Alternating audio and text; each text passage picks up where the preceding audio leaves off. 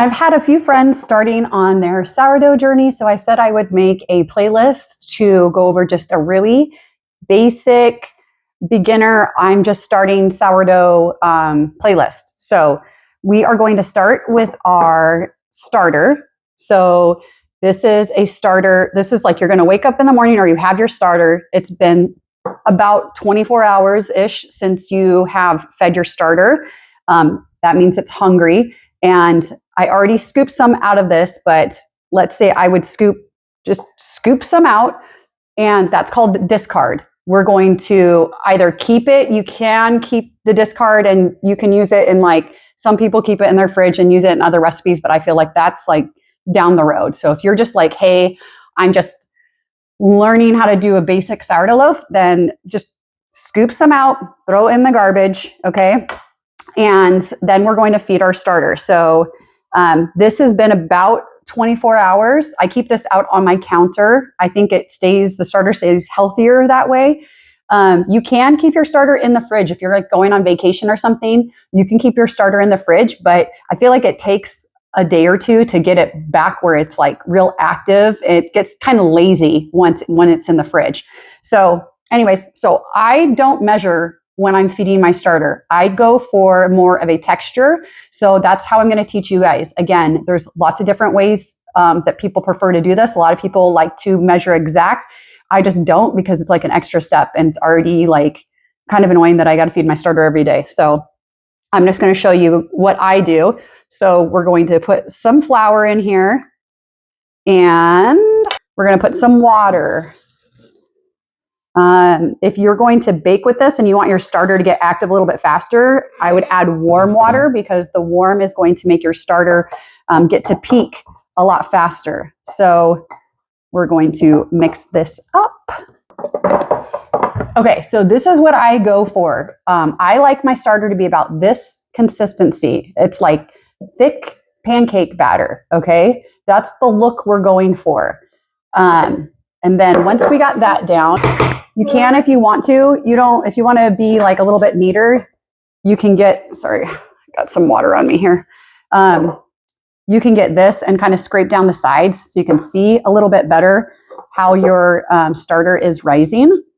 And you guys, I have in my link tree in my bio, I have an Amazon list that you can get like an actual like sourdough jar that comes with like a thing around it to put. I have one, but I broke the jar, so I'm waiting for my other one to be delivered. But in the meantime, you can just use a jar like this, and then you're just going to take a rubber band and we're going to put it at where this is at after we fed it, and then cover it up. I got, again, these little tops on Amazon, but you can also just do like a paper towel, or just loosely, if you have the lid that this jar came with, just loosely set it on there. You want to be able to have some air get in it. You don't want to screw it on tight. You only want to screw it on tight if you're going to be putting it in the fridge. But in the meantime, we're going to let this sit, and what we're going to be looking for is we're going to wait for this to double. So again, that highly is dependent on your environment. So it's very hard for me to give you timestamps on stuff and say this is what's going to work for you, because everybody's environment is a little different. So for now, we're going to set this aside and we're going to let it grow, and we're just going to keep an eye on it on the counter. I'm guessing in my house, it's like 72. 73. So this will probably take 4 to 5 hours probably before it's ready to use.